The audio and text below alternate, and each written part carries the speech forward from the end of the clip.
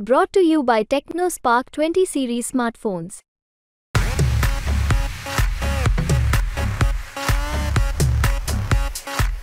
मी गंमत केली तुमची, कारण सारखं तुम्ही एकच प्रश्न विचारताय. तर मला तुम्हाला हे सांगायचं आहे की आता जे आमच्याबरोबर युतीमध्ये आहेत त्यांच्यातली व्यक्ती पुढे गेलेली आहे उमेदवारीसाठी, तर हे प्रश्न आपण त्या लोकांना विचारले पाहिजे, नेत्यांना, की हे त्यांना थांबवता कसं नाही आलं. ह्याचं उत्तर काय नाही. आम्ही बजरंग च्या विरुद्ध मागच्या वेळी पण लढलो आहे, ते आमच्या विरुद्ध लढलेले आहेत आणि त्याच्यानंतर परत आमच्याबरोबर युतीत आले. तर आम्हाला कोणी समोर उमेदवार असेल, कोणीही, तर लढणारच आहे आम्ही तेवढ्याच ताकदीने. हे पण न सांगता लोकांना कळत असेल की काय काय अडचणींना आम्ही सामोरं जात आलो आहे 5 वर्ष, तर हे खरंच एक नातं निर्माण झालेलं आहे कार्यकर्त्यांशी. तो चेक मी वठवेन का नाही, पण मी तो चेक त्यांचा आशीर्वाद म्हणून घेत आहे नक्कीच. कारण असे चेक माझ्यावर जेव्हा DSTची धाड पडली तेव्हा कार्यकर्त्यांनी जमा केले होते आणि जवळपास 11 कोटी काही लाख रुपयाचे चेक माझ्याकडे आणून दिले होते. पण ऑफकोर्स मी ते घेतले नाही. पण त्या प्रत्येक अंकामध्ये मला आशीर्वाद आणि प्रेम आहे असं वाटतं आणि ते नक्की मी घेते, त्याच्यावर माझा हक्क आहे. हे पहा, लोकशाहीमध्ये निवडणुकीमध्ये समोर कोणी ना कोणी उमेदवार येणारच आहे.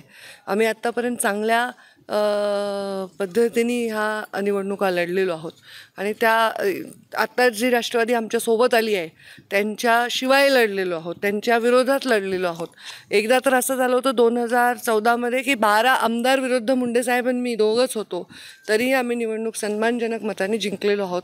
आणि आता मला जिल्ह्यामध्ये परिस्थिती थोडीशी वेगळी आहे. राज्याचे लोक बाहेरून पाहत असताना, या सगळ्या विषयांकडे गंभीरतेने लोक पाहत असताना, तरी परिस्थितीसुद्धा हाताळण्यामध्ये मला यश येईल असं मला वाटतं. मला असं वाटतं की याचा परिणाम होऊ नये आणि नाही होणार, माझा विश्वास आहे.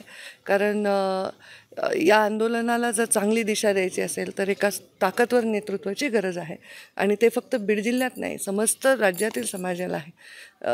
मला वाटतं सकाळी मी उठले तेव्हा पहिला चहा मुरली मोहळांकडे पिला आणि रात्रीचं जेवण कर्डिलेंकडे केलं, पाचरणेकडे संध्याकाळचा चहा पिला. या राज्यभरात मला कुठेच असं जाणवलं नाही की जातीवाद आहे. तर बीड जिल्ह्याच्या निवडणुकीत पहिलं पाऊल ठेवल्यावर माझी जात रोज जर काढली जाणार असेल तर हे दुर्दैवी आहे. प्रचार तर आमचा 5ही वर्ष चालू असतो. आपण या 5 वर्षामध्ये अनेक अनोख्या गोष्टी बघितल्या. जसं कोविड होतं, कोविडमध्ये आम्ही अविरत सेवा दिलेली आहे. मध्ये अतिवृष्टी झाली होती तेव्हा आम्ही अविरत लोकांची मदत केलेली आहे.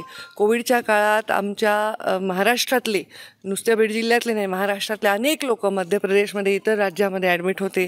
त्यांना रेमडेसिवीर देण्यापासून, त्यांना बेड देण्यापासून कंटिन्युअस मी कामात होते आणि आतासुद्धा आहे. त्यामुळे प्रचार करण्यासाठी नवीन माणूस असेल ज्याचं काही योगदानच नाही, त्याचा प्रचार वेगळा असेल. आम्ही तर कायम हे माझं जीवनशैली अशीच आहे.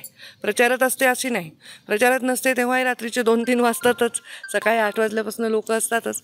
तर हा प्रत्येक क्षण हा जनसेवेचा आहे आणि जनसेवेतून मिळालेली पावती हाच प्रचार आहे.